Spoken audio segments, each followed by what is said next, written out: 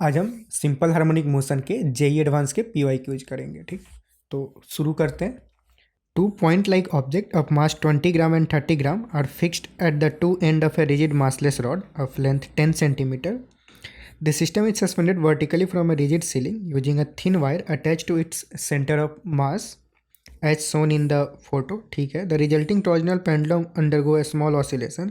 The torsional constant of the wire is this, the angular frequency of the oscillation is this, then the value of n will be क्या होगा।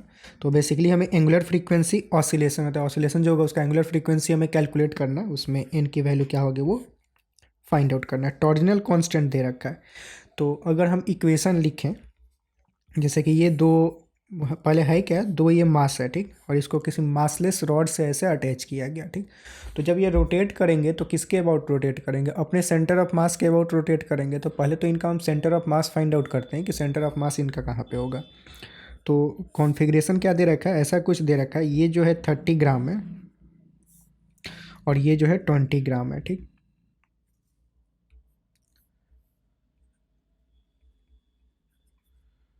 और ये 30 ग्राम।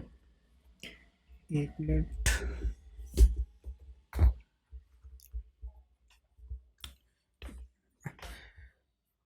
Okay. तो ये रहा, अब इसका हमें centre of mass find out करना है और इसको इसके मिड पॉइंट से ऐसे अटैच किया गया है। तो लेट से यहाँ पे उसको ऐसे बांधा गया है। अब लेट से हम मान लेते हैं कि सेंटर ऑफ मास जो होगा वो हमें तो दिख रहा है कि मतलब इधर मास ज़्यादा है, तो सेंटर ऑफ मास जो होगा वो इधर होना चाहिए। तो हमें कुछ नहीं पता है, तो ठीक है, इसको हम लेट से रेफरेंस ले लेते हैं मिड पॉइंट को, और वहाँ से सेंटर ऑफ मास का कोऑर्डिनेट फाइंड आउट करते हैं। ये जो रॉड का लेंथ है कितना है, 10 सेंटीमीटर, यानी कि ये 5 सेंटीमीटर होगा और ये भी 5 सेंटीमीटर होगा, ठीक। तो लेट से इधर वाले को पॉजिटिव डायरेक्शन लेते हैं, इधर वाले को नेगेटिव डायरेक्शन लेते हैं। तो सेंटर ऑफ मास का कोऑर्डिनेट क्या हो जाएगा, लेट से एक्स, मतलब x coordinate of centre of मास जो होगा m1 x1 m2 x2 by m1 plus m2। तो m1 x1 सबको लेट से इसको ग्राम में ही रखते हैं, उसको सेंटीमीटर में ही रखते हैं। m1 x1 और ये निगेटिव साइन के साथ प्लस m2 x2 20 इंटू 5, ये पॉजिटिव, ठीक, मतलब ये -5 लेंगे, ठीक।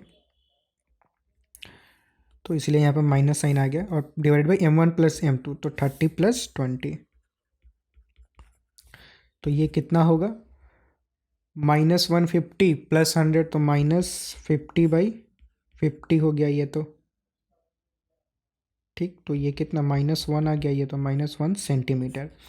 यानी कि जो एक्स कोऑर्डिनेट होगा सेंटर ऑफ मास का, वो -1 का मतलब क्या है कि निगेटिव वाले साइड पे लाई करेगा। दिख भी रहा था क्योंकि इसका मास ज़्यादा है तो सेंटर ऑफ मास इधर ही इंक्लाइन होना चाहिए। तो मतलब यहाँ से कहीं पे इधर 1 सेंटीमीटर के डिस्टेंस पे यहाँ पे सेंटर ऑफ मास जो है वो लाई करेगा, ठीक। अब इस सेंटर ऑफ मास के अबाउट जो होगा ये चीज़ें रोटेट करेगी, ठीक।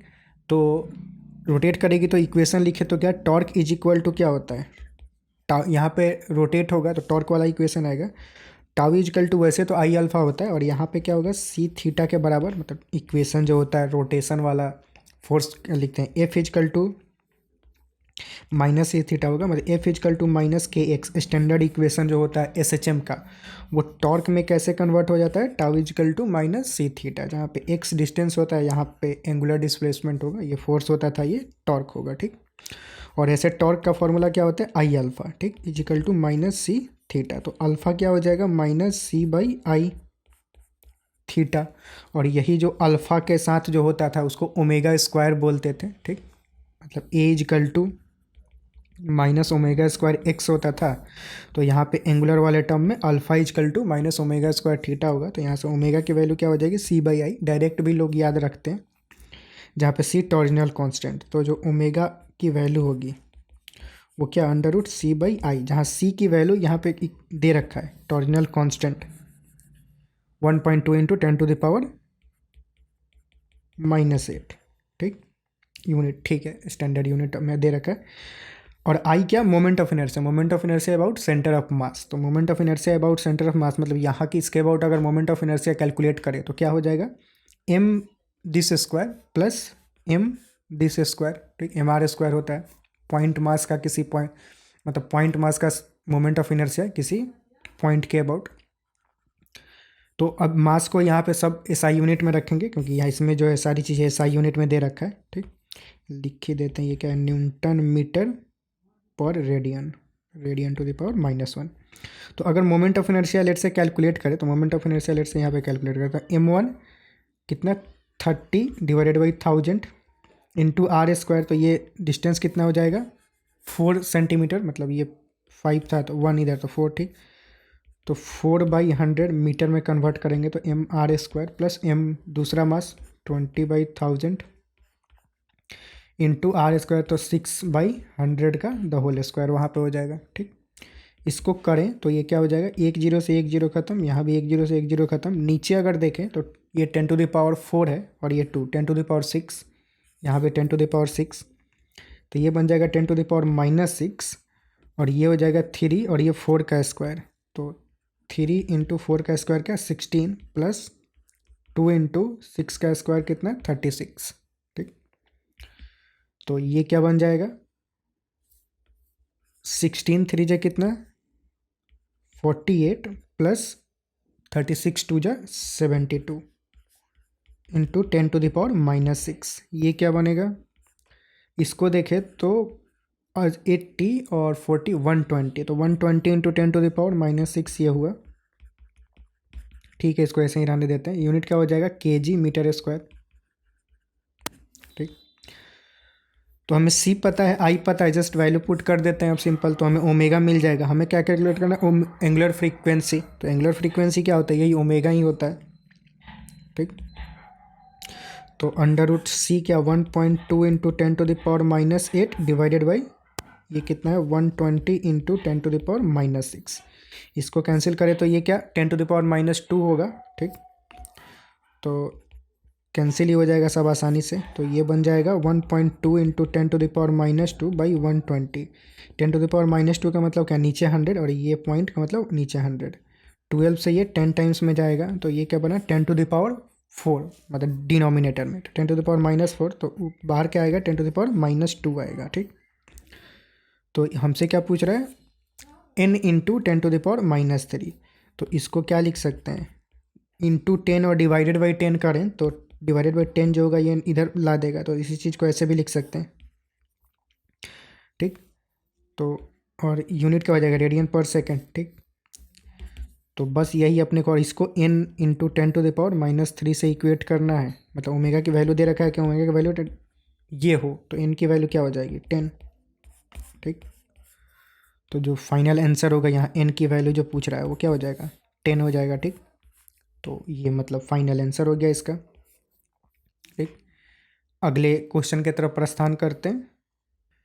अगला क्वेश्चन बोल रहा है कि on a frictionless horizontal plane above of mass m is equal to 0.1 kg as attached to a spring whose natural length L naught, जहाँ पे L naught की वैल्यू 0.1 मीटर। The spring constant is K1, ये spring constant दे रखा है। When the length of the spring is L greater than L naught and K2 when the length of the spring L is less than L naught, ठीक। मतलब अब यहाँ पे क्या सिचुएशन हो रहा है कि मतलब एक स्प्रिंग है उसका लेट से नेचुरल लेंथ जो है वो L naught है, ठीक। अब बोल रहा है कि इस स्प्रिंग का spring constant L greater than L naught के लिए, मतलब इस वाले पार्ट के लिए जो स्प्रिंग कांस्टेंट है वो K1 हो जा रहा है, K1 for length is greater than L naught, yes. तो उसके लिए K1 हो जा रहा है और K1 की वैल्यू कितना है 0.009, ठीक, न्यूटन पर मीटर, ठीक। और इधर वाले का K2 हो जा रहा है और उसका वैल्यू कितना है ये 0.016 न्यूटन पर मीटर, ठीक। और L less than L naught, यानी कि जब वो स्ट्रेच हो रहा है तब उसका स्प्रिंग कांस्टेंट ये हो गया और जब कंप्रेस हो रहा है तब स्प्रिंग कांस्टेंट ये हो जा रहा है, ठीक। Initially the bob release from L equal to 0.15 metre, मतलब ये L naught की वैल्यू कितना दे रखा है 0.1, L naught equal to 0.1 metre, ठीक। अब किसी बॉब को मतलब L इजकल टू 0.15 मतलब कुछ स्ट्रेच करके यहाँ से रिलीज किया गया।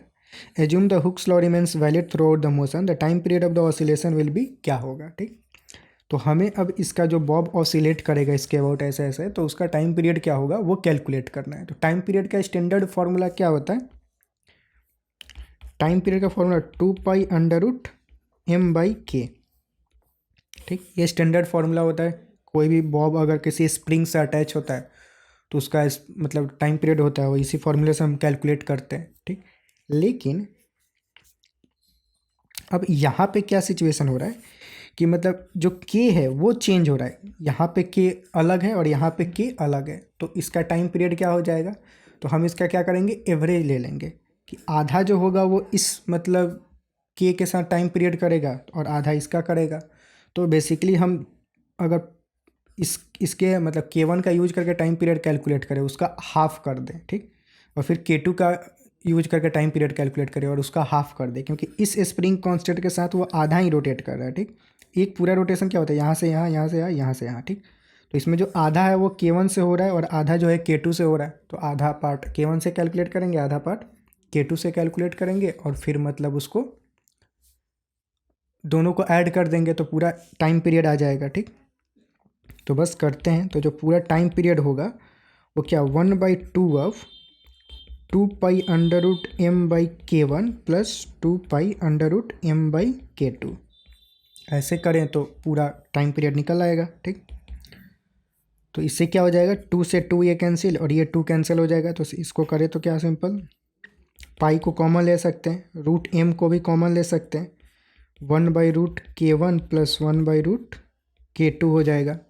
ठीक, अब सिंपल वैल्यू पुट कर देते हैं। मास का वैल्यू दे रखा है, बॉब का मास दे रखा है 0.1 kg, डाल देते हैं, या फिर उधर ही रहने दें m को, इसको ऐसे ही रहने देते हैं, शायद कैंसिल वैंसिल हो, √m और √m। ठीक, तो पाई √m क्या, 0.1/k1। K1 का वैल्यू कितना है, 0.009, यहाँ पे हमने लिख रखा है। और K2 कितना,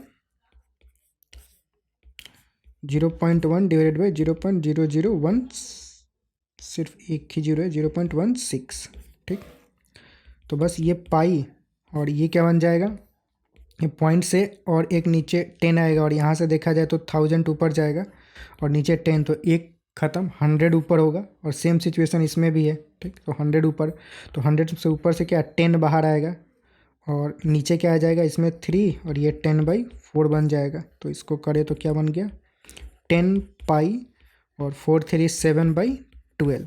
ठीक, अब ये बोल क्या रहा है, time period is equal to n pi, तो हमें n की वैल्यू कैलकुलेट करनी है। ठीक, तो ठीक है, तो मतलब टाइम पीरियड क्या, 10 × 7/12 पाई, और इसको क्या हमें n पाई से इक्वेट करना है। तो n की वैल्यू यहाँ से क्या हो जाएगा, 10 × 7/12, ये क्या, 2 से 6, 2 से 5, 35/6। इसको इंटीजर में करें तो कितना, 6 6 या 36 होता है, मतलब, और 35 दे रखा है, तो अप्रॉक्सीमेटली जो है ये 6 के बराबर होगा। ठीक, तो जो n की वैल्यू होगा अप्रॉक्सीमेटली कितना, 6 के बराबर हो जाएगा। तो ये मतलब अपना फाइनल आंसर हो जाएगा। ठीक, हम पूछ रहा है कि the integer closest to n, मतलब इंटीजर वैल्यू में कैलकुलेट करना और सबसे क्लोजेस्ट, तो क्लोजेस्ट जो होगा वो मतलब 6 ही हो जाएगा। ठीक, तो ये मतलब फाइनल आंसर हो गया अपना। ठीक, अगला सवाल देखते हैं। When a particle of mass m move on the x-axis in a potential energy of the form Vx is equal to kx squared, it performs simple harmonic motion. The corresponding time period is proportional to this. ठीक, as can be seen easily with the dimensional analysis. मतलब dimensional analysis से देखें अगर, तो अगर potential energy ये है तो उसका जो टाइम पीरियड होगा वो कुछ इस तरह का आता है। ठीक, ठीक है, तो जब Vx जो है मतलब बेसिकली एक्स स्क्वायर के फॉर्म में होता है, तो टाइम पीरियड डायमेंशनल एनालिसिस लेगा तो कुछ प्रोपोर्शनल टू मतलब m/k होता है। ठीक है, as can be seen easily dimensional. However the motion of the particle can be periodic even when its potential energy increase on both side of x is equal to 0 in a way different from kx square and its total energy is such that the particle does not escape to infinity। अब लेकिन बोल रहा है कि अगर मतलब ज़रूरी नहीं कि पोटेंशियल एनर्जी जो है वो kx के फॉर्म में ही हो तभी जा कर के मोशन पीरियोडिक होगा। अगर x इजकल टू 0 के अबाउट वो kx स्क्वायर के फॉर्म में ना होकर कोई और फॉर्म में भी चेंज हो, तब भी वो जो मोशन होगा पीरियोडिक मोशन हो सकता है, अगर टोटल एनर्जी जो है वो इतना ज़्यादा ना हो कि मतलब उस स्केप कर जाए। मतलब दूर ही चला जाए, मतलब अगर लेट से कुछ ऐसा एनर्जी जा रहा है तो अगर टोटल एनर्जी इससे कम है तो, और ये ज़रूरी नहीं है कि एक्स स्क्वायर के फॉर्म में ही वो चेंज हो, कोई और फॉर्म में भी चेंज हो, बस टोटल एनर्जी जो होना चाहिए वो कम हो, तो तब भी जो पार्टिकल है वो पीरियोडिक मोशन परफॉर्म करेगा। ठीक है। Consider the particle of mass m moving on x axis and its potential energy varies as a form of alpha x to the power 4, और alpha is positive and x mod x near the origin becomes constant for mod x near the origin, ठीक है, and become constant for value v naught for x greater than x naught seen the figure। ठीक है, तो अब बोल रहा है potential energy late से मान लेते हैं कि वो अल्फा टू द पावर 4 के फॉर्म में चेंज हो रहा है, और मतलब नियर द x के नज़दीक में, और for x greater than x not, मतलब कुछ x नॉट, मतलब लेट से यहाँ पे ये रिप्रेजेंट कर रहा है, for x greater than x not जो है वो पोटेंशियल एनर्जी जो है वो कांस्टेंट हो जा रहा है। ठीक, ठीक है, मतलब ये सिचुएशन दे रखा है। अब बोल रहा है question, if the total energy of the particles is E it will perform periodic motion only if. अब बोल रहा है अगर कोई पार्टिकल है जिसका टोटल एनर्जी ई है और उसको अगर पीरियोडिक मोशन परफॉर्म करना है तो क्या होना चाहिए। तो अगर हमने देखा कि अगर उसको पीरियोडिक मोशन परफॉर्म करना है तो उसका जो टोटल एनर्जी होना चाहिए वो इतना ज़्यादा नहीं होना चाहिए कि वो स्केप कर जाए, मतलब इन्फिनिटी पे चला जाए। तो उसका अगर टोटल एनर्जी ये वी नॉट से कम हो, तो वी नॉट से कम रहेगा तो मतलब इसी में उछले कूदेगा, मतलब उससे ज़्यादा उड़ेगा नहीं, क्योंकि उसके पास इतना एनर्जी है ही नहीं कि इसको बैरियर को क्रॉस करके इधर जाए। तो अगर टोटल एनर्जी जो है वो वी नॉट से कम हो तो पीरियोडिक मोशन परफॉर्म करेगा। ठीक, तो यही होना चाहिए। तो जो ई होना चाहिए वो क्या, मतलब ई ग्रेटर देन वी नॉट, तब तो भाग जाएगा। ई लेस देन वी नॉट और ग्रेटर देन जीरो, पॉजिटिव मतलब जीरो से ज़्यादा होना चाहिए ऑब्वियस है, और वी नॉट से कम होना चाहिए। तो इस एनर्जी रेंज में अगर वो रहा तो इसी में कूदे उछलेगा, मतलब इसी में खेले कूदेगा। ठीक, तो मतलब पीरियोडिक मोशन परफॉर्म करेगा। ठीक, तो जो सी ऑप्शन है इसका करेक्ट हो जाएगा, कॉन्सेप्चुअल बेस्ड प्रॉब्लम था। ठीक, अगला सवाल बोल रहा है कि for the periodic motion of a small for periodic motion of a small amplitude a the time period of the particles is proportional to, क्या होगा। अब बोल रहा है कि मतलब पोटेंशियल एनर्जी का फॉर्म अब नया वाला क्या है, v equal to alpha X to the power 4। तो अगर एम्पलीट्यूड इसका a है तो अब जो टाइम पीरियड होगा वो कैसे प्रोपोर्शनल होगा वो हमें फाइंड आउट करना है। ठीक, तो लेट से डायमेंशनल एनालिसिस से करते हैं। जैसे कि डायमेंशनल एनालिसिस इसमें देखे थे कि जो m/k होता था वो मतलब टाइम पीरियड के बराबर आता था। इसको लेट्स चेक करते हैं, क्रॉस वेरीफाई भी एक बार कर सकते हैं, हालांकि एग्जाम में क्रॉस वेरीफाई नहीं करना है, डायरेक्ट अपने को इस पर जंप कर जाना है। ठीक, मतलब एग्जाम में कैसे इसको प्रोसीड करेंगे, एग्जाम में अगर आए तो सीधे हम मतलब डायमेंशनल एनालिसिस से करेंगे। लेट से पहले इसी को करते हैं। ठीक, v equal to alpha X to the power, v क्या है, पोटेंशियल एनर्जी। पोटेंशियल एनर्जी का डायमेंशन क्या होता है, ml² मतलब पोटेंशियल एनर्जी एक तरह का एनर्जी है, तो एनर्जी क्या होता है ml t to the power -2 equal to alpha, l का क्या है l टू द पावर 4। तो अल्फा का डायमेंशन क्या हो जाएगा ml to the power -2 t to the power -2, ये अल्फा का डायमेंशन हो गया। ठीक, अब हम जानते हैं कि टाइम पीरियड क्या m/k के फॉर्म में कुछ तो होता है। ठीक, तो अगर m/k का अगर हम डायमेंशन कैलकुलेट करें अंडर रूट, तो लेट से अंडर रूट m/k का अगर डायमेंशन कैलकुलेट करें तो यहाँ पे k मतलब अल्फ़ा है, तो m/अल्फ़ा का अगर डायमेंशन कैलकुलेट करें तो क्या होगा, m का डायमेंशन m ही होगा मास का, अल्फ़ा क्या है ml to the power -2 t to the power -2। तो m से m कैंसिल, ये क्या बन जाएगा under root of l² t square, तो बाहर क्या आएगा एल टी।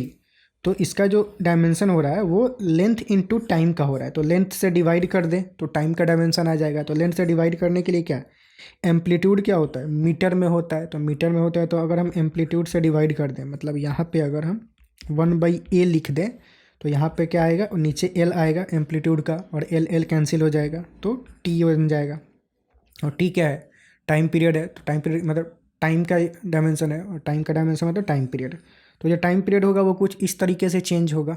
ठीक, तो यहाँ पे फाइनल आंसर इसी से हो जाएगा 1/a m/अल्फ़ा, तो जो बी ऑप्शन है वो मतलब करेक्ट हो जाएगा। ठीक, इसका भी आप, मैं क्रॉस चेक करने को जो बोल रहा था, इसका भी आप क्रॉस चेक करोगे m/l तो वो टी आएगा। सिंपल देख लेते हैं, मतलब m का डायमेंशन क्या m,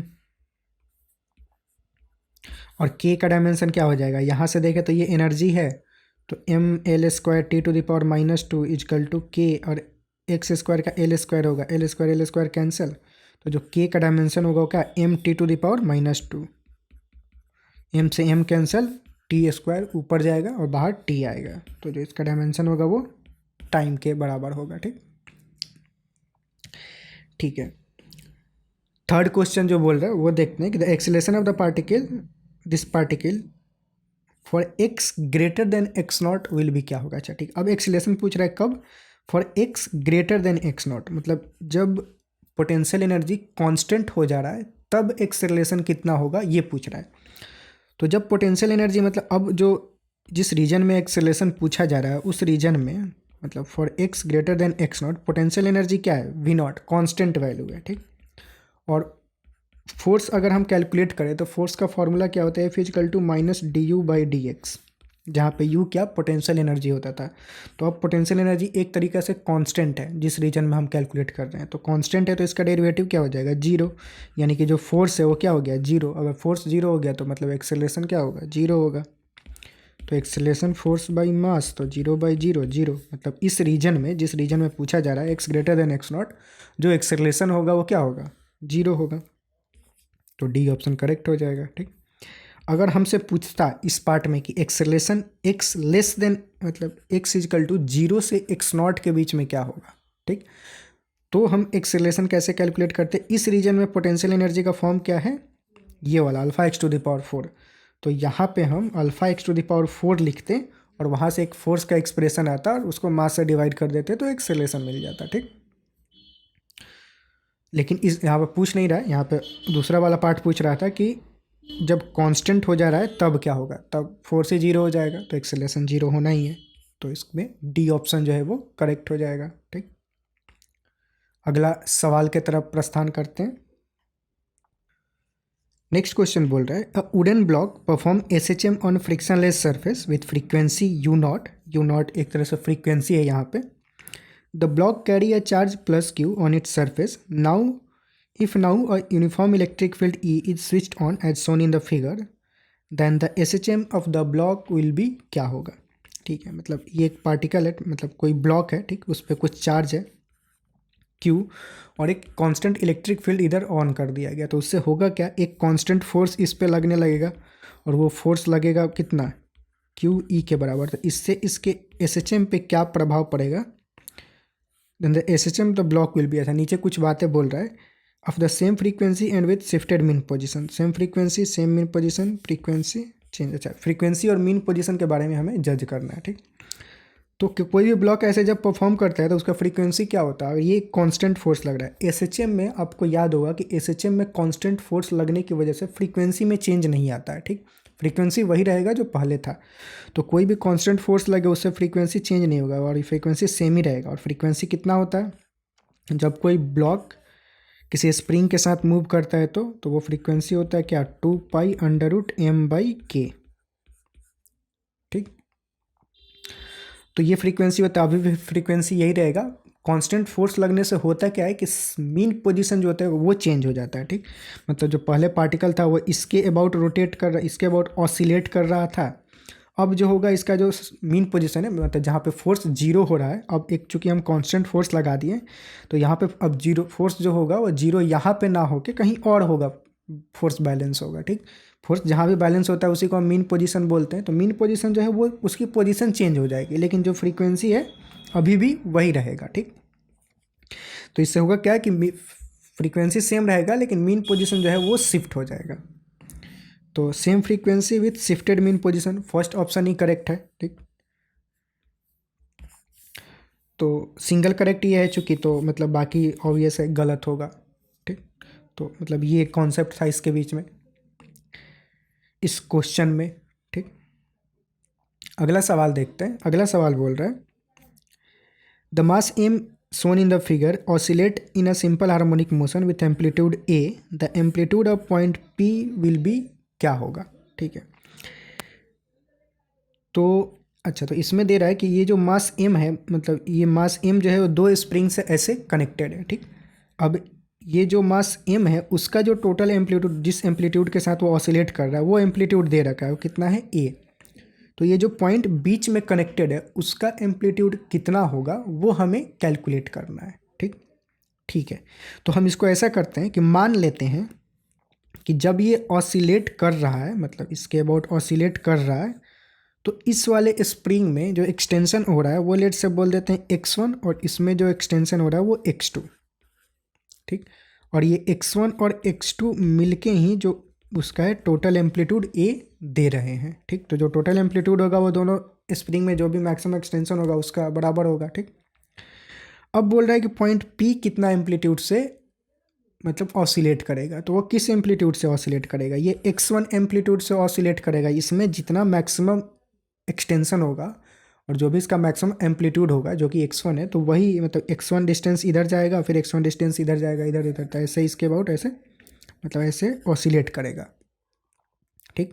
तो बेसिकली हमें p का एम्पलीट्यूड कैलकुलेट करना है, मतलब बेसिकली हमें x1 कैलकुलेट करना है कि x1 की वैल्यू क्या होगी,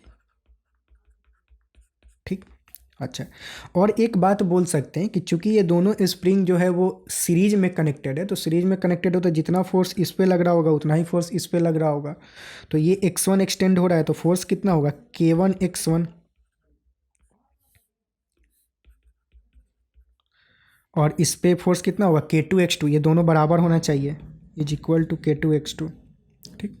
तो ये अपने पास दो इक्वेशन बना। तो यहाँ से हम x1 की वैल्यू जज करने की कोशिश करेंगे।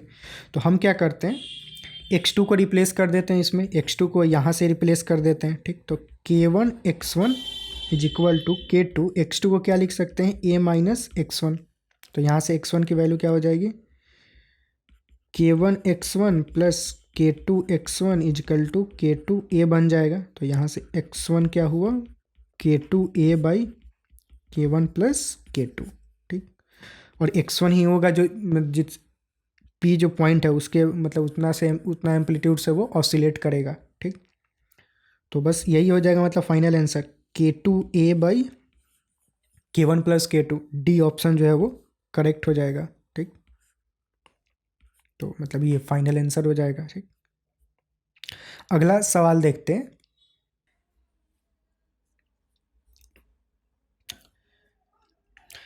A uniform rod of length L and mass m is pivoted at center. Its two end are attached to a spring of equal spring constant K, ठीक है। मतलब एक रॉड है, सेंटर पे पाइवोट किया गया, इसके दोनों एंड जो है वो ऐसे स्प्रिंग से कनेक्टेड है, ठीक है। The spring is fixed to the rigid support as shown in the figure and the rod is free to oscillate in the horizontal plane.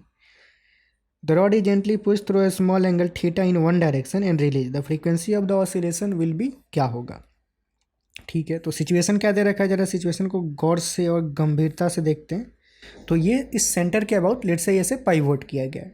अब इसको अगर हम थोड़ा सा स्मॉल डिस्प्लेसमेंट करें तो ये होगा क्या कि ऐसे मतलब ये रोटेट होगा कुछ इस तरीक़े से, ठीक। तो मान लेते हैं कि लेट से थीटा एंगल से इसको ऐसे मतलब दे भी रखा, मान क्या स्मॉल एंगल थीटा से ऐसे रोटेट किया गया, ठीक। तो होगा क्या कि जो इधर वाला स्प्रिंग है, दो स्प्रिंग इससे कनेक्टेड है, जो इधर वाला स्प्रिंग है वो इतना अमाउंट क्या होगा स्ट्रेच हो जाएगा, और जो इधर वाला स्प्रिंग है वो भी मतलब इतना अमाउंट से इधर स्ट्रेच होगा, और ये वाला इतना अमाउंट से इधर स्ट्रेच होगा। तो ये जो अमाउंट से स्ट्रेच होगा, जो extension in the spring, let's say उसको डेल एक्स बोले, तो वो किसके बराबर होगा, पूरा लेंथ एल है तो ये हाफ लेंथ क्या हो जाएगा l/2, और ये वाला देखें तो क्या हो जाएगा l/2 साइन थीटा के बराबर होगा। तो जो डेल एक्स है वो क्या l/2 साइन थीटा, यहाँ भी सेम, ठीक। तो जो इस पर टॉर्क लगेगा इस स्प्रिंग पे इसके अबाउट, वो टॉर्क का अगर एक्सप्रेशन लिखे तो ये स्प्रिंग जो है वो एक्सटेंड हुआ है तो इधर फोर्स लगाएगा किससे kx से, k डेल्टा x से। तो फोर्स इनटू ये लेंथ टॉर्क, तो टॉर्क इजिकल टू क्या हो जाएगा टॉ इजिकल टू लिखे तो फोर्स कितना k इंटू डेल एक्स और into l/2 perpendicular length from the pivot, ठीक। सेम वैसा ही उतना ही टॉर्क इधर भी लगेगा, तो उसको डबल कर देते हैं, इसी टॉर्क को 2 से मल्टीप्लाई कर देते हैं, ये टोटल टॉर्क हो गया। टॉर्क इजिकल टू क्या होता है आई अल्फा, वो क्या हो जाएगा, तो k डेल्टा एक्स की वैल्यू क्या हुई l/2 साइन थीटा, और चूंकि ये स्मॉल एंगल है तो साइन थीटा को हम क्या थीटा से रिप्लेस कर सकते हैं, ठीक। और आई क्या हो जाएगा moment of inertia of this rod about this centre, तो क्या होता है ml² / 12, तो पुट कर देते हैं ml²/12 is into alpha equal to K, 2 से 2 खत्म, l²/2 थीटा। यहाँ से काट कूट करें तो l² खत्म, 2 से ये 6 टाइम्स में, तो अल्फ़ा की वैल्यू क्या हो जाएगा, k/m, 6k/m थीटा। ठीक, ये हुआ। तो अल्फ़ा इजकल टू हम क्या जानते हैं, अल्फ़ा में जो कोएफिशिएंट होता है वो ओमेगा स्क्वायर होता है, माइनस साइन के साथ होता है। यहाँ पे माइनस साइन नहीं आएगा क्योंकि हम नहीं आया क्योंकि हमने डायरेक्शन का ध्यान नहीं रखा। मतलब ये जो टॉर्क लग रहा है, अगर देखें तो टॉर्क किस डायरेक्शन में लग रहा है, ये इसको ऐसे रोटेट करेगा फिर ऐसे रोटेट करेगा। अगर इसी को हम इस तरीके से लेते हैं तो मतलब इधर अगर थीटा से करते हैं तो ये जो इधर फोर्स लगाता है, ये इधर फोर्स लगाता है, फिर टॉर्क ऐसे लगता है, उसको torque is equal to minus K x लिख सकते थे। ठीक, तो अपना कन्वेंशन है कि ले तो मतलब माइनस साइन के साथ आएगा। ठीक, ठीक है, पर जो भी कोएफिशिएंट होता है वो हमें सॉल्व करना है जेई एडवांस में प्रॉब्लम, तो ये सब माइनस साइन के पीछे नहीं पड़ेंगे, वो डायरेक्शन का होता है, लोचा होता है, वो हमें पता है, तो ठीक है। बाकी जो मुद्दे की बात है वो क्या है, ये ओमेगा स्क्वायर क्या हो जाएगा, 6k/m। तो टाइम पीरियड पूछ रहा है हमसे, तो टाइम पीरियड क्या हो जाएगा, क्या पूछ रहा है, फ्रीक्वेंसी पूछ रहा है। तो फ्रीक्वेंसी क्या होता है, 1/टाइम पीरियड। टाइम पीरियड का फॉर्मूला क्या होता है, 2π/ओमेगा। तो 1/t, तो 2π, ओमेगा ऊपर चला जाएगा, ओमेगा की वैल्यू ये हमने कैलकुलेट किया यहाँ से, तो 1/2π अंडर रूट ऑफ 6k/m। ठीक, तो जो फ्रीक्वेंसी होगा वो ये हो जाएगा। ठीक, तो 2π/6k/m, जो सी ऑप्शन है वो करेक्ट हो जाएगा। तो मतलब ये फाइनल आंसर हो गया। ठीक, बढ़ते हैं अगले सवाल की तरफ। अगला क्वेश्चन बोल रहा है the XT graph of a particle undergo simple harmonic motion is shown below, the acceleration of the particle at t equal to 4/3 second will be, क्या होगा। ठीक है, एक्सटी ग्राफ मतलब पोजीशन टाइम ग्राफ दे रखा है किसी पार्टिकल का। अब हमें उसका एक्सेलेरेशन कैलकुलेट करना है at time t equal to 4/3 पे। ठीक है, तो अगर ये फोटो देखिए एक्सटी ग्राफ का, तो उससे हम क्या क्या बता सकते हैं। पहले तो ये बता सकते हैं कि एम्पलीट्यूड जो है वो 1 है। ठीक, ये सेंटीमीटर में, तो एम्पलीट्यूड मतलब 1 सेंटीमीटर है, तो ए की वैल्यू कितना है, 1 सेंटीमीटर। टाइम पीरियड देखें तो एक टाइम पीरियड का अब ये हुआ, तो एक टाइम पीरियड मतलब टाइम पीरियड की वैल्यू कितना है, 8 सेकंड। तो जो कैपिटल टी है वो कितना है, 8 सेकंड। टाइम पीरियड पता है तो ओमेगा पता है, ओमेगा कितना, 2π/t, तो 2π/8 मतलब π/4 जो है वो ओमेगा है। यूनिट क्या हो जाएगा, रेडियन पर सेकंड। ठीक, ये सब चीज़ें हमें अपने को पता है। हमने क्या एक्सेलेरेशन कैलकुलेट करना है। एक्सेलेरेशन का फॉर्मूला क्या होता है, -ω²x। तो ओमेगा तो हमें पता है, एक्स चाहिए, एक्स के लिए एक्स नहीं पता है, हमें टी दे रखा है, तो हमें ये फाइंड आउट करना होगा कि इस टाइम पे एक्स की वैल्यू क्या है, मतलब डिस्प्लेसमेंट फ्रॉम मीन पोजीशन कितना होगा। सॉरी, ये वाला part, displacement from mean position at time T equal to 4/3 second पे कितना होगा एक्स की वैल्यू। उसके लिए क्या, फेजर डायग्राम का यूज करेंगे। मतलब फेजर क्या होता है, पर रखा है, छोड़ी इसको ऐसे। ठीक, अब लेट से थीटा फाइंड आउट करें कि ये थीटा कितना होगा, तो थीटा क्या होता है, ओमेगा टी के बराबर होता है। ओमेगा कितना, π/4, और टाइम कब हमें कैलकुलेट करना है, 4/3 पे। ठीक, तो थीटा कितना हो जाएगा, π/3, यानी कि ये थीटा कितना हुआ, π/3। ये एम्पलीट्यूड ए रहा। ठीक, तो डिस्प्लेसमेंट कितना होगा, ये ए साइन थीटा, मतलब ये जो लेंथ होगा वही displacement from the mean position हुआ। ठीक, तो वो कितना हो जाएगा, एक्स की वैल्यू ए साइन π/3। ठीक, तो बस लिख देंगे, तो ए की वैल्यू कितना, 1 सेंटीमीटर दे रखा है, तो 1 इंटू साइन π/3 कितना हो जाएगा, π/3 कितना, 60, तो √3/2 सेंटीमीटर। ठीक, मीटर में कन्वर्ट करना है क्या, सेंटीमीटर में ही छोड़ देते हैं क्योंकि आंसर जो है सेंटीमीटर में ही दे रखा है। तो बस एक्स मिल गया, ओमेगा मिल गया, डाल देते हैं इसमें खोपचे में, मतलब इस फॉर्मूले में। तो ए की वैल्यू क्या, माइनस ओमेगा की वैल्यू कितना, π/4 का the whole square into X की वैल्यू कितना, √3/2। ये कितना आएगा, π²/16 इंटू √3/2, तो -π²/32√3। ठीक, सेंटीमीटर पर सेकंड स्क्वायर। ठीक, क्योंकि हमने सेंटीमीटर में ले रखा है। तो √3/32 पाई, तो√3/32 π², सॉरी ये π² है। तो ये विथ माइनस साइन होगा, ठीक। तो जो डी ऑप्शन है वो करेक्ट हो जाएगा, ठीक।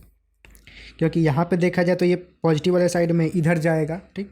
तो इधर जाएगा तो मतलब यहाँ पे रहे तो एक्सेलेरेशन क्या इस डायरेक्शन में लगेगा, और इस यहाँ पे रहे तो एक्सेलेरेशन इस डायरेक्शन में लगेगा क्योंकि फोर्स जो होता है वो क्या हमेशा टुवर्ड्स द सेंटर लगता है, ठीक।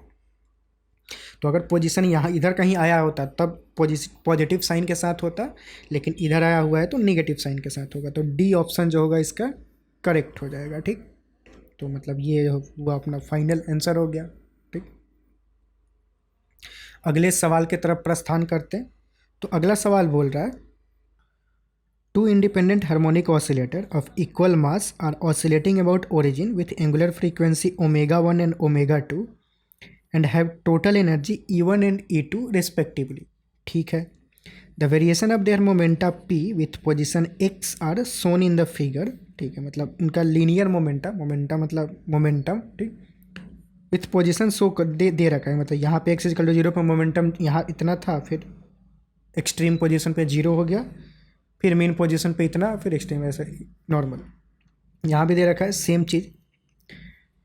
If a by b is equal to n square, a by r is equal to n, then the correct equation, जो यहाँ पे कुछ इक्वेशन दे रखा है उसमें से कौन सा इक्वेशन करेक्ट है वो हमें लिखना है, ठीक है। तो बेसिकली इस और यहाँ दे रखा है कि इसका एनर्जी E1 है, एंगुलर जो फ्रीक्वेंसी होता है ओमेगा 1, E2 और ओमेगा 2 है, ठीक है। यहाँ पे ये सर्कल बन रहा है, मतलब ये डिस्टेंस और ये डिस्टेंस दोनों बराबर है, ठीक है।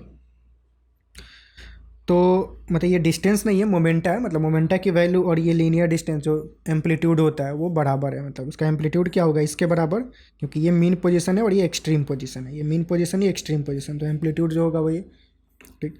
तो लेट से कुछ इक्वेशन लिखते हैं। जब यहाँ पे था तो उसका मोमेंटम मैक्सिमम मोमेंटम कितना है, बी के बराबर है। तो मतलब यहाँ पे मैक्सिमम काइनेटिक एनर्जी होता है, और जो भी उसका टोटल एनर्जी होता है वो मीन पोजीशन पे वो क्या सारा का सारा काइनेटिक एनर्जी के फॉर्म में होता है।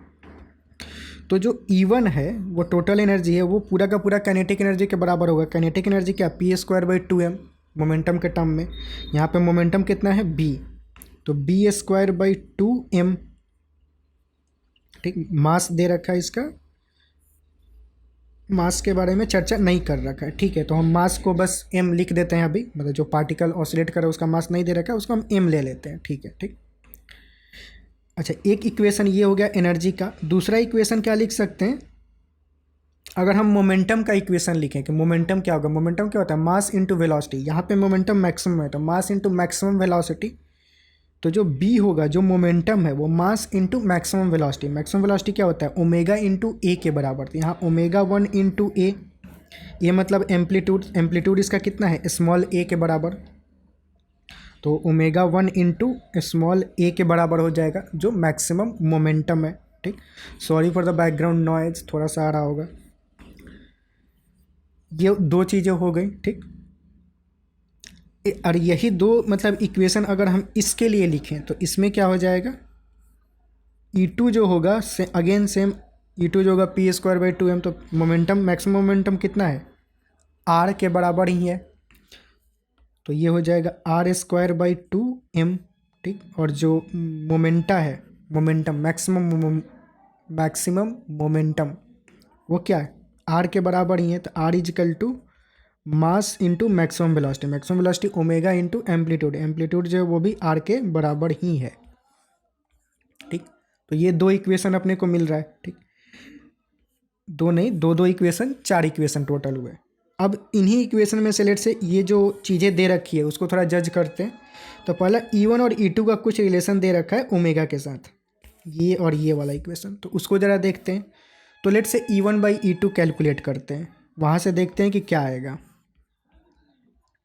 तो E1/E2 अगर करें यहाँ पे E1/E2 तो वो क्या होगा, E1 की वैल्यू कितना b² / 2m और E2 की वैल्यू r² / 2m। तो 2m कैंसिल, ये बना b/r का द होल स्क्वायर, ठीक। और b/r क्या हो गया, b/r डायरेक्ट कुछ दे नहीं रखा है, ठीक।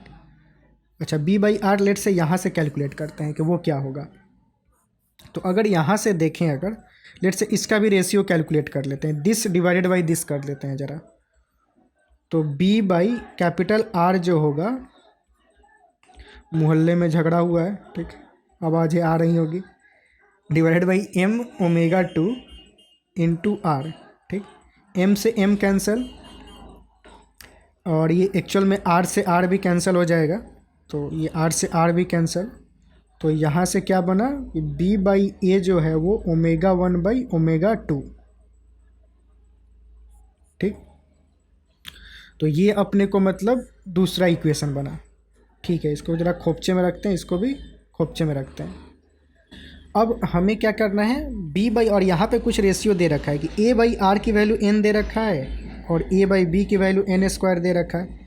तो अगर हम यहाँ से b बाई आर का रेशियो कैलकुलेट करें तो क्या होगा, अगर लेट से इसको हम इससे डिवाइड कर दें, मतलब a by B divided by a by R करें तो क्या होगा, n स्क्वायर बाई n के बराबर होगा।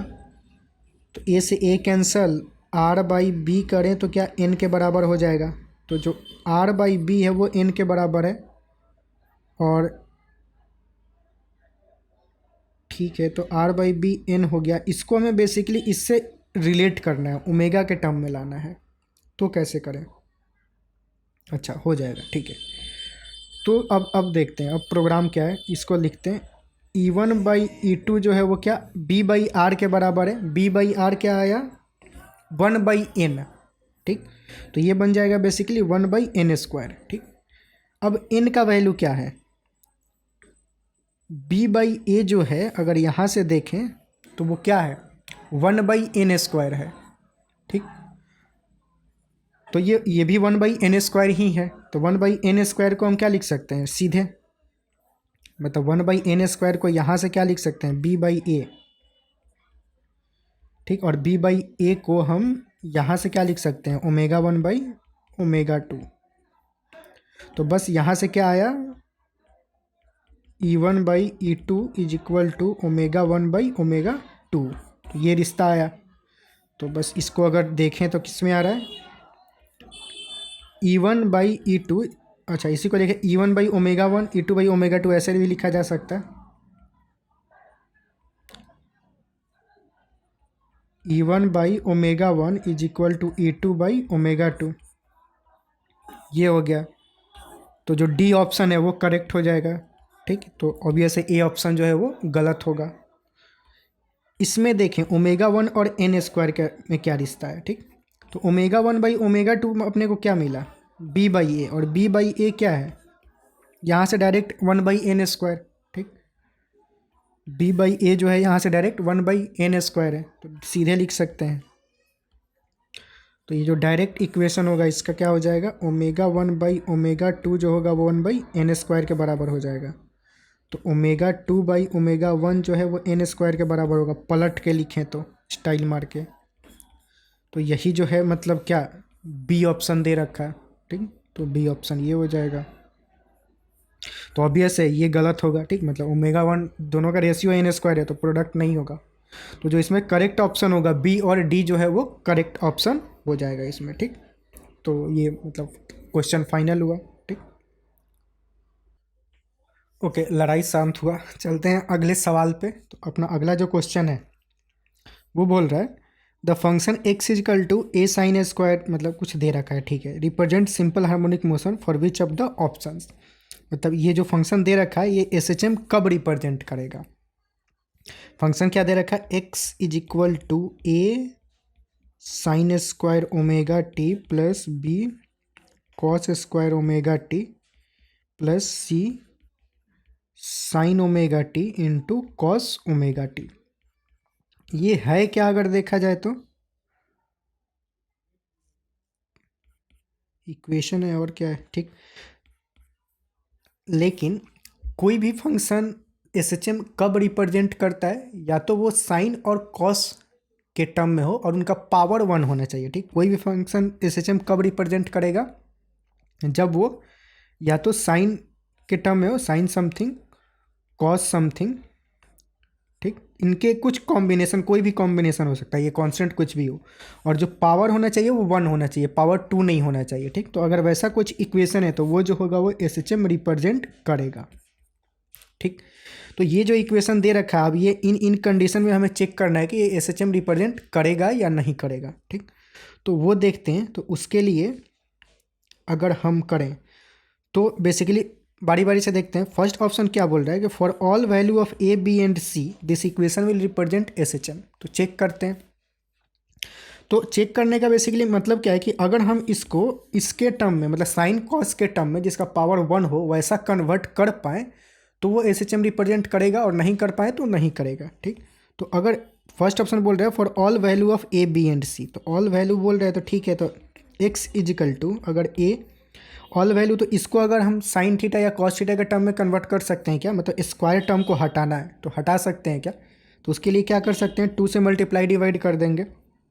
यहाँ 2 से डिवाइड कर दिया, 2 से मल्टीप्लाई करेंगे तो ये क्या बन जाएगा, 2 sine square theta. 2 sine square theta क्या होता है, 1 माइनस कॉस 2 थीटा, तो 1 माइनस कॉस 2 ओमेगा टी बन जाएगा। ठीक, वैसे ही ये b by 2 cos square omega t, तो वो क्या बन जाएगा 1 plus cos 2 omega T, plus c को 2 से मल्टीप्लाई डिवाइड करें, इधर 2 और उधर 2 मारे तो 2 साइन कॉस, तो साइन 2 थीटा बन जाएगा वो साइन 2 ओमेगा टी।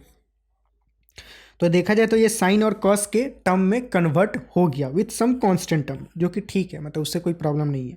पर सब कुछ जो साइन कॉस है वो पावर 1 में कन्वर्ट हो गया, तो पावर 1 में कन्वर्ट हो गया यानी कि एस एच एम रिप्रेजेंट करेगा। तो यस, फर्स्ट ऑप्शन करेक्ट है कि for all value of A B and C this equation will represent S H M. ठीक, अगला ऑप्शन क्या बोल रहा है कि a is equal to B, C is equal to B. अच्छा, अगर ये देखा जाए तो ये फालतू है, मतलब सारे ही ए बी सी के लिए रिप्रेजेंट कर रहा है, तो ए बी सी में कुछ भी रिश्ता हो एस एच एम रिप्रेजेंट करेगा ही। ठीक, सिंपल सी बात है। ठीक? या फिर ज़्यादा ये खास करके बोल रहा है तो बोलना क्या चाह रहा है, ए इजिकल टू बी, मतलब ए बी के बराबर है, तो बेसिकली ए को हम बी लिख सकते हैं। कॉमन ले अगर तो sine square plus cos square 1 बन जाएगा।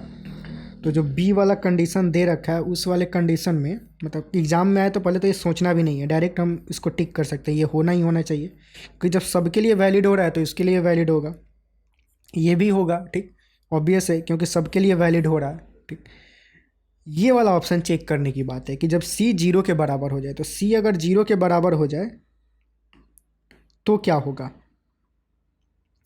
या फिर इसमें अच्छा सी 0 के बराबर हो गया अगर, तो मतलब क्या होगा, सी 0 के बराबर मतलब ये टर्म खत्म हो जाएगा। तो ये टर्म अगर खत्म हो गया फिर भी एस एच एम रिप्रेजेंट करेगा, ए और बी तो हैं ही, और ए बी के, अच्छा तब नहीं, ए सी 0 के बराबर हो गया और ए और बी दोनों बराबर है, तब क्या होगा, ए और बी दोनों बराबर है तो ए को कॉमन ले सकते हैं। तो ये क्या बन जाएगा, sine square plus cos square 1। तो लेट से ए और बी दोनों बराबर है तो उसको हम बी लिख देते हैं, और इधर 1 बन जाएगा। ठीक, और सी 0 के बराबर है तो वो 0 ही हो गया। तो एक्स एक्चुअल में यहाँ पे कांस्टेंट टर्म आ गया, तो एस एच एम नहीं रिप्रेजेंट करेगा। तो ये डी ऑप्शन जो है वो इनकरेक्ट हो जाएगा, तो एस एच एम नहीं रिप्रेजेंट करेगा। ठीक, यहाँ पे सब all non zero value of A B and c की बात हो रही थी, तो उसमें ये सब ऑब्वियस है, मतलब होगा ही। ठीक, तो डी ऑप्शन इसलिए वो रिजेक्ट हो जाएगा। ठीक, ये हमने चेक किया था फॉर नॉन जीरो वैल्यू के लिए। यहाँ पे अगर जीरो वैल्यू हो गया तो इसमें अलग से चेक करने की हमें ज़रूरत थी, इसमें चेक करने की ज़रूरत भी नहीं थी क्योंकि सारे ही ए बी सी के ए बी सी जब तक जीरो नहीं हो रहा है, मतलब सी की वैल्यू जब तक जीरो नहीं हो रही है तब तक ये अगर सही है तो ये सब भी सही होना चाहिए, होना पड़ेगा, ये मतलब बाई डिफ़ॉल्ट बोल सकते हैं। और होगा भी इजी इजी सा है, मतलब ए को B, A is equal to minus B होगा तो बेसिकली मतलब ये sine square minus cos square वाला टर्म बनेगा तो कॉस 2 ओमेगा टी हो जाएगा, और ये साइन 2 ओमेगा टी, तो इसमें भी होगा। तो बेसिकली इसके जो है ए बी और सी जो है वो करेक्ट ऑप्शन हो जाएंगे। ठीक, अगला सवाल देखते हैं। अगला क्वेश्चन बोल रहा है one end of a long metallic wire of length L is tied to a ceiling, the other end is tied to a massless spring of spring constant के।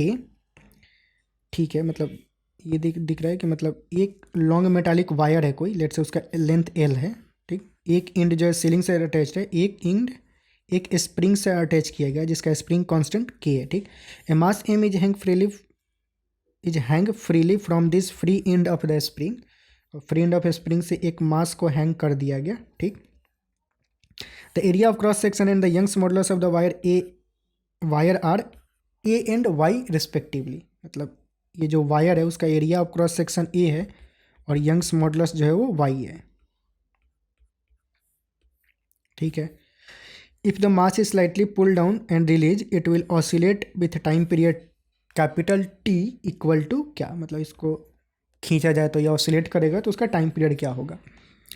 तो अगर लेट से ये जो वायर है बेसिकली वो भी एक तरह से स्प्रिंग का काम करता है, ये हम जानते हैं, मतलब पढ़ रखा है कि उसको उसमें भी एक्सटेंशन होता है, कंप्रेशन होता है।